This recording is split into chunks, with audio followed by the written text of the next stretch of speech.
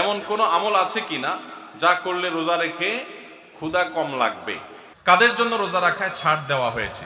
রোজা রেখেও আমার স্বামী গায়ে হাত তোলে, তাহলে তার কি রোজা হবে? ঘুম থেকে জাগ্রত হতে না পারার কারণে যদি সাহরি খেতে না পারি এবং না খেয়ে রোজা রাখি, তাহলে রোজা হবে কিনা? সাহরি খেতে খেতে ফজরের আজান দিয়ে দিলে করণীয় কি? রমজানে হারিয়ে যাওয়া এমন কিছু আমলের কথা বলুন যা অধিক ফজিলতপূর্ণ আমল, কিন্তু তা অনেকেই জানে না বা আমল করে না। সবে কদরের নামাজের নিয়ম, নিয়ত ও কোন সূরা দিয়ে পড়তে হয় একটু জানাবেন। ঘুম থেকে জাগ্রত হতে না পারার কারণে যদি সাহরি খেতে না পারি এবং না খেয়ে রোজা রাখি, তাহলে রোজা হবে কিনা? অবশ্যই রোজা হবে। ঘুম থেকে আপনি উঠতে দেরি হয়েছে, সাহরি খেতে পারেন নাই, বরং আপনার ওই দিন আরো বড় চ্যালেঞ্জ নিতে হবে যে আজকে আমি লম্বা রোজা রাখবো। রাত্রে যে খেয়ে শুইছি, সাহরি খেতে উঠতে পারি নাই, আমি ইফতার পর্যন্ত রোজা রাখলে আমার রোজাটা সবচেয়ে দীর্ঘ রোজা হবে, কষ্ট সবচেয়ে বেশি হবে।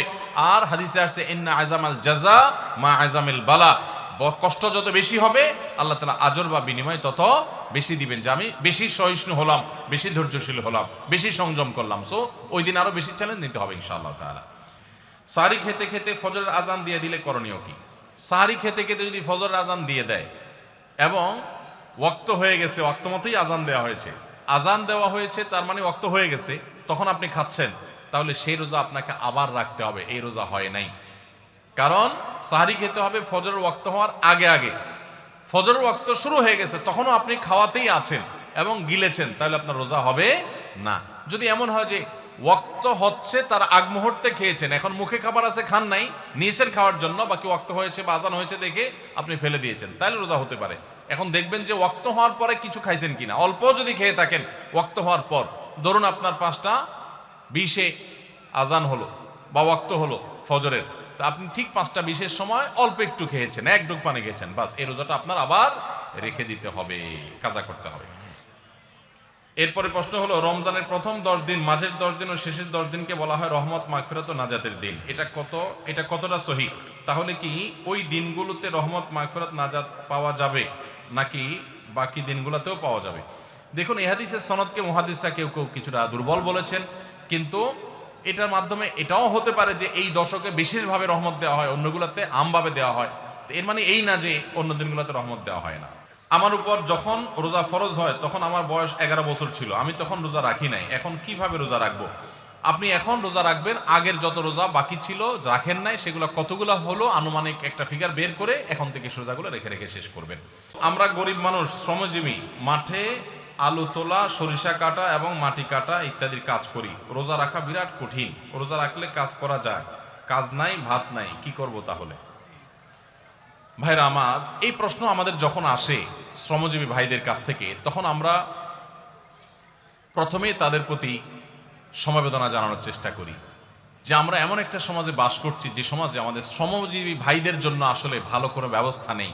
অনেকেই এমন আছেন যে দিন আনেন দিন খান, কাজ না করলে তার পেটে ভাত নাই।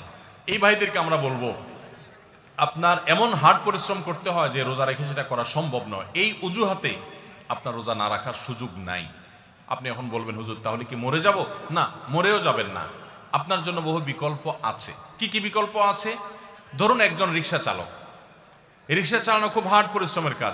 আজকাল অবশ্য বেশিরভাগ এলাকাতে মোটর লাগাই নিয়েছেন, যারা প্যাডেল মারেন পায়ে দিয়ে, তাদের অনেক কষ্ট হয়। এখন আপনি বলতে পারেন, হুজুর 8 ঘন্টা 7 ঘন্টা 6 ঘন্টা রিক্সা চালায় কিভাবে রোজা রাখবো এই গরমের সময়?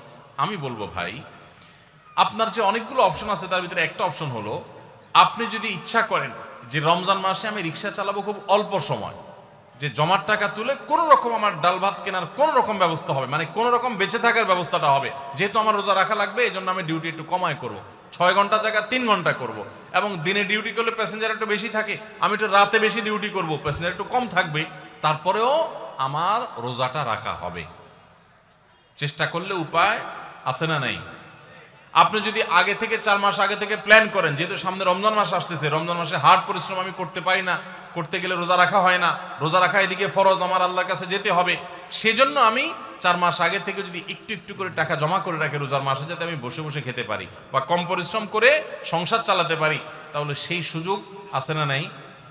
এরকম বহু সুযোগ আছে। আপনি লোন করে করতে পারেন, পরে সেই লোন পরিশোধ করতে পারেন। করোনার সময় দেখেন, আমরা অনেক কিছুকে মনে করি অসম্ভব, করোনার সময় সেগুলো যে সম্ভব সেগুলো আমরা হাতে কলমে দেখেছি।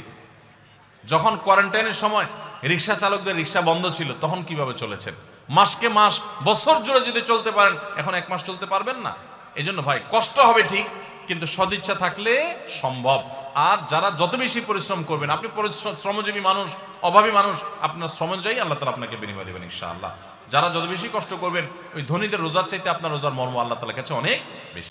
রমজানে হারিয়ে যাওয়া এমন কিছু আমলের কথা বলুন যা অধিক ফজিলতপূর্ণ আমল, কিন্তু তা অনেকেই জানে না বা আমল করে না। 4টি আমলের কথা বলতে পারি।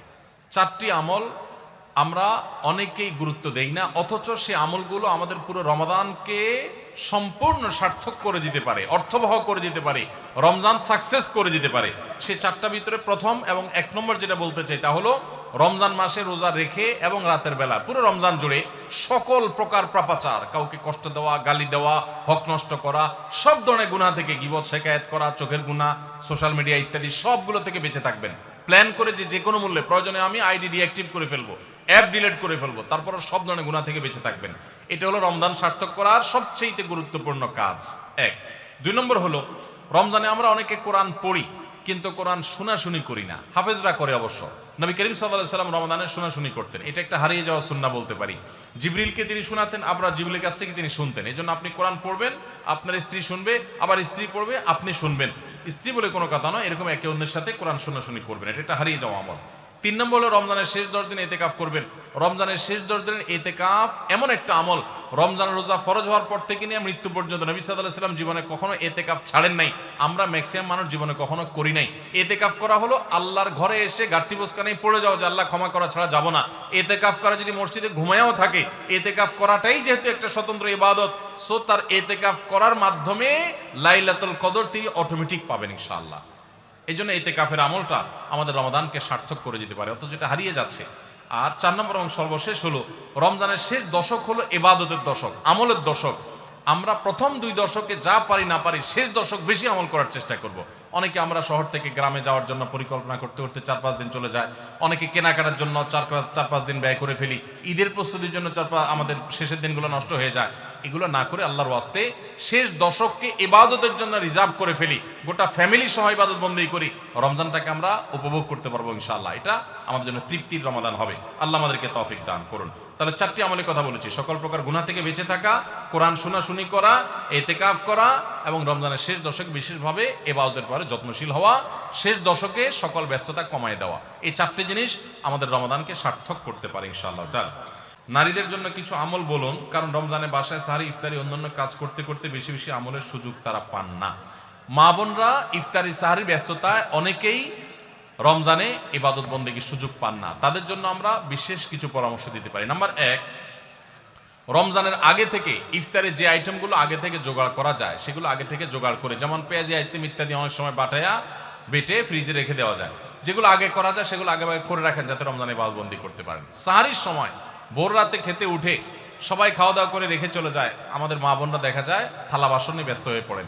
ওই টাইমে থালা বাসন রেখে, যেটা যেভাবে সেভাবে ঢেকে রেখে আপনি মাশগুল হয়ে যান দোয়াতে সাহারির সময়। এরপরে ফজর নামাজ পড়ে আপনি এবার কাজে লেগে যান। ওই মূল্যবান সময়গুলো নষ্ট করবেন না। আর যখন থালা বাসন ধোবেন বা ইফতার বানাবেন, তখনও মনে মনে আল্লাহর স্মরণ, আল্লাহর সাথে কথা বলা, আল্লাহর কাছে দোয়া নিবেদন করা, জিকির আজকার করা, সে চেষ্টা করতে পারেন।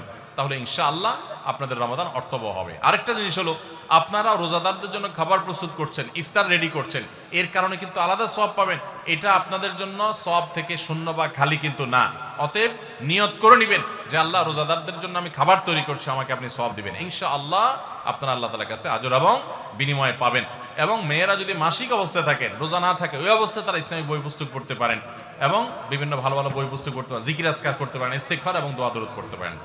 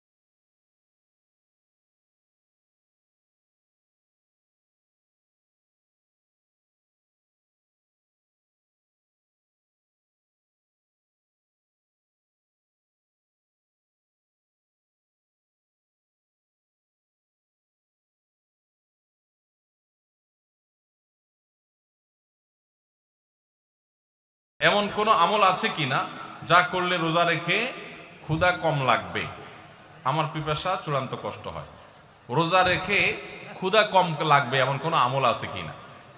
সুবহানাল্লাহ। আর কিসের আমল চাওয়া বাকি আছে আপনাদের? দেখেন ভাই, আমল একটা আছে অবশ্য। আমল হলো, যে আমল করলে রোজা রাখলে আপনার ক্ষুধা কম লাগবে, সেটা হলো ঘুমের আমল। কিসের আমল? ঘুমের আমল। ফজর নামাজ পড়ে এশাক পড়ে যদি ঘুম দেন, কাজ কাম যদি না থাকে, বেকার পাবলিক হন, জোর পর্যন্ত দিলেন ঘুম, জোর পড়ে আবার দিলেন ঘুম, আসর পর্যন্ত ঘুমাইলেন, আসর পরে তো ইফতারের টাইম হয়ে যাবে। তাহলে এটা একটা সহজ আমল, যে আমলে বোঝা যায় যে আপনার ক্ষুধা অনুভব হবে না, কম লাগবে ইনশাআল্লাহ। এখন যদি এত পেট পাগল হন যে হুজুর ক্ষুধা চড়ে তো ঘুমিয়ে আসবে না, তাহলে আর কোনো ওষুধ নাই। ভাইরা আমার, আমরা চাই কি জানেন? আমরা চাই হলো আল্লাহ দুনিয়াতেও আমার দিবা টয়টম্বর, আখেরাতেও টয়টম্বর দিব। আমি কোনো কষ্ট করতে রাজি না, আমি কোনো গুনাহ থেকে বাঁচতে রাজি না, আমি জান্নাতও চাই, আমি সবই চাই। আপনি রোজা রেখে ক্ষুধার কষ্টটা একটু সহ্য করবেন, এর বিনিময়ে তো আপনি জান্নাত পাবেন। এখন আপনি চান না ক্ষুধার কষ্ট আমি সহ্য করব না, আবার জান্নাতও আমি চাবো। কেমন কথা ভাই? সামান্য একটু ক্ষুধার কষ্ট আপনি সহ্য করতে রাজি না। এই রমাদানে ফিলিস্তিনের মানুষগুলো ইফতার করার মতো খেজুর তাদের কাছে নাই। খেজুর তো দূরের কথা, ইফতার তো দূরের কথা, সাহারিতে একটু সামান্য পানি খাবে শান্তিপূর্ণভাবে, সেই ব্যবস্থাটুকু তাদের ধ্বংস করে ফেলা হয়েছে। এরকম একটা সমাজে দাঁড়িয়ে সামান্য একটু রোজার সময় সাহারি ঠিকই খাবেন পেট ভরে, আপনি একটু কষ্ট হবে, সেই কষ্টটা পর্যন্ত সহ্য করতে রাজি না। আপনি কোন মুখে আল্লাহর কাছে জান্নাত আশা করবেন, দাবি করবেন? অনন্ত অসীমকারের সুখের ঠিকানা এই দুনিয়ার সমান 10 দুনিয়া কমপক্ষে, এর বেশিও হতে পারে, এরকম জান্নাত আল্লাহর কাছে আপনি ডিমান্ড করবেন, দোয়া করবেন, চাইবেন কোন মুখে? যে রোজার কষ্টটা আপনি সহ্য করতে রাজি না। আল্লাহর কাছে দোয়া করেন যে আল্লাহ আপনি আমাকে সবরের তৌফিক দান করুন। এরপর প্রশ্ন হলো, আমার স্বামী কথায় কথায় আমার গায়ে হাত তোলে, গ্রামের দিকে খবর আপনারা জানেন না। আমার প্রশ্ন হলো, রোজা রেখেও আমার স্বামী গায়ে হাত তোলে, তাহলে তার কি রোজা হবে? যদি স্ত্রীর প্রতি জুলুম করে, নির্যাতন করে, শারীরিকভাবে তাকে লাঞ্ছিত করে, তুচ্ছ করে, তাহলে সন্দেহাতীতভাবে সেই স্বামী অপরাধী, সেই স্বামী গুনাহগার। স্ত্রীর যদি অধিকার নষ্ট করে, তার প্রতি যদি জুলুম করে, কথায় কথায় গায়ে হাত তোলা অবশ্যই জুলুম। এই জুলুম যদি কোনো পুরুষ করে, কোনো স্বামী করে, তিনি রোজা রেখে জুলুম করছেন, তার মানে তিনি গাছের গোড়া কেটে আগায় পানি দিচ্ছেন, তিনি ওষুধও খাচ্ছেন, বিষও খাচ্ছেন। রোজা রেখে তার উপকার হচ্ছে, কিন্তু জুলুম করে তার আবার ধ্বংস তিনি ডেকে আনছেন। রোজার মর্ম যদি তিনি বুঝতেন, তাহলে এটা করতেন না। নবী সাল্লাল্লাহু আলাইহি সাল্লাম বলেছেন, রোজাদার ব্যক্তির সাথে কেউ যদি ঝগড়া করতে আসে, সে বলবে ভাই আমি রোজাদার, আমি ঝগড়ার উত্তর দিতে পারতেছি না। আর এই লোক বরং ঝগড়া তো দূরের কথা, আরো এক কাঠি সরস, সে বোর গায়ে হাত তুলছে, মারামারিতে লিপ্ত হচ্ছে, সন্দেহাতীতভাবে সে রোজার মর্যাদা রাখে নাই। এই লোক প্রকৃত অর্থে রোজাদার না। তারপরও তার রোজা সে রাখা কন্টিনিউ করবে এবং রোজার মর্মটা বোঝার চেষ্টা করবে। আল্লাহর কাছে তার হেদায়েতের জন্য আপনি দোয়া করবেন এবং সবর করবেন, অন্যদেরকে দিয়ে তাকে বোঝাবেন। আমরা অনেক পুরুষ আছি এখনো স্ত্রীদের প্রতি জুলুম করি। আজকাল অবশ্য কিছুটা পাল্টে গেছে পরিবেশ, অনেক মহিলা আছে তলে তলে পুরুষদেরকে নির্যাতন করে। এই ঠিক ঠিক আওয়াজটা সবসময় এই জায়গায় জোরে শুনি, সব জায়গায় আমি। এর মানে হলো ঘরে ঘরে এটা চলতেছে। আপনারা সবাই কি এই এই এই এই এই সমস্যা পড়ছেন? সবাই? যে পরিমাণ আওয়াজ হচ্ছে তাতে আসলে নারী অধিকার নিয়ে বহুত কিছু হয়েছে আমার দেশে, নতুন করে পুরুষ অধিকার নিয়ে ভাবতে হবে বোধহয় আমাদেরকে। অনেক মহিলা আছেন যারা পর্দা করেন, নামাজ পড়েন, আসলেও ভালো মানুষ অনেক দিক থেকে, কিন্তু স্বামীর সাথে চরম বেয়াদবি করেন। মুখে মুখে তর্ক ছাড়া কোনো কথা নাই, বেয়াদবি ছাড়া কোনো কথা নাই। দেখুন, সেকুলার সমাজ ব্যবস্থা আমাদের মা বোনদেরকে উস্কে দেয়, অধিকারের নাম দিয়ে নানান কথা তাদেরকে ফুসলা ফাসলা শিখায় দেয়। সংসারটা ভেঙে ফেললে এর পরের ইতিহাসটা যে কত করুণ হয়, এটা আর সেকুলাররা জানতেও আসে না, জিজ্ঞেস করতেও আসে না। এজন্য আমাদের মা বোনদেরকে আমরা বলবো, সবর করুন এবং যদি স্বামী অমানুষ হয় তাকে শাসন করার জন্য নানামুখী উদ্যোগ গ্রহণ করেন, কিন্তু হুটহাট করে বেয়াদবি করবেন, সংসার ভেঙে ফেলবেন, এর মাধ্যমেই সব সময় সমাধান হয় না। এজন্য সবর করতে শিখুন। ইতিকাফ থাকা অবস্থায় মুরগি বা পশু জবাই করা যাবে কিনা? ইতিকাফ করা অবস্থায় মুরগি পশু জবাই করবেন কেন? কি দুঃখে? বাইরের লোকের টান পড়ছে? যদি আপনি মসজিদে থেকে করতে চান, করতে পারেন, হয়ে যাবে মুরগি জবাই, আপনার ইতিকাফেরও ক্ষতি হবে না, যদি এরকম কোনো লোক না থাকে মুরগি জবাই করার জন্য। যদি বিকল্প থাকে তাহলে সেটা করবেন, কারণ আপনি মসজিদে থেকে বাইরে মুরগি ধরে জবাই করা এটা তো কঠিন একটা কাজ, এত কসরত করি কেন করতে যাবেন যদি অন্য লোক থাকে? যদি না থাকে কেউ, আপনি মসজিদ থেকে যদি মুরগি জবাই করে দেন, সেটা জায়েজ হতে পারে। কাদের জন্য রোজা রাখায় ছাড় দেওয়া হয়েছে? কাদেরকে রোজা রাখার ব্যাপারে ছাড় দেওয়া হয়েছে? নাম্বার 1, অসুস্থ ব্যক্তি। এত অসুস্থতা যে অসুস্থ অবস্থায় রোজা রাখতে পারে না, তাহলে তিনি পরবর্তীতে রোজা রাখলেও হবে। আল্লাহ বলেছেন ফাইদাতু মিন আইয়ামিন উখর, অন্য সময় রোজা রাখবে সে। আর যদি একেবারে অক্ষম হয় তাহলে সে ফিদিয়া দিয়ে দিবে, রোজার প্রত্যেকটা রোজার বিনিময়ে একটা করে ফিতরা হিসাব করে দিয়ে দিবে। আর যদি সুস্থ থাকে তাহলে সেক্ষেত্রে সফরে থাকলে তার জন্য রোজার ছাড় আছে। আল্লাহ বলেছেন ফামান কানা মিনকুম মারিদান আও আলা সাফারিন, কেউ যদি সফরে থাকে ওই অবস্থা তার কয়টা রোজা যদি বাদ যায় সফরে থাকার কারণে, ওইগুলো পরে রাখলেও হবে। তাহলে সফর অবস্থা রোজার ছাড় আছে। অসুস্থ অবস্থা রোজার ছাড়া, যদি অসুস্থতা সেই লেভেলের হয়, সামান্য একটু সর্দি কাশি হয়েছে আর ওই অজুহাতে রোজা রাখলে না, সেই সুযোগ কিন্তু নাই। তাহলে এই দুই অবস্থা রোজা না রাখার সুযোগ আছে। আর মেয়েরা তো মাসিক অবস্থা রোজা রাখবেই না, নিষেধ তখন। শবে কদরের নামাজের নিয়ম, নিয়ত ও কোন সূরা দিয়ে পড়তে হয় একটু জানাবেন। শবে কদরের নামাজের আলাদা কোনো নিয়ম নেই যে 2 রাকাত করে অমুক সূরা এতবার পড়তে হবে অমুক রাকাতে, এরকম কোনো কথা নেই। লাইলাতুল কদর বা শবে কদর হিসেবে রমজানের শেষ দশকের সবগুলো রাতে না পারলে বেজোড় রাতগুলোতে 21, 23, 25, 27, 29 এই রাতগুলোতে বিশেষভাবে ইবাদত বন্দেগী বেশি বেশি করবেন। 2 রাকাত করে যত পারেন নামাজ পড়বেন, আস্তে আস্তে পড়বেন, ধীরে ধীরে পড়বেন, লম্বা লম্বা কেরাত সিজদা খুব ভালোভাবে করার চেষ্টা করবেন। যে কোনো সূরা দিয়ে পড়তে পারেন। সূরা যদি 1 রাকাতে কয়েকটা পড়েন বা একই সূরা বারবার পড়েন সেটাও করতে পারেন, কিন্তু নির্দিষ্ট কোনো সূরা পড়তে হবে নির্দিষ্ট কোনো নিয়ম নেই। আস-সুন্নাহ ফাউন্ডেশন, উম্মার স্বার্থে সুন্নাহর সাথে।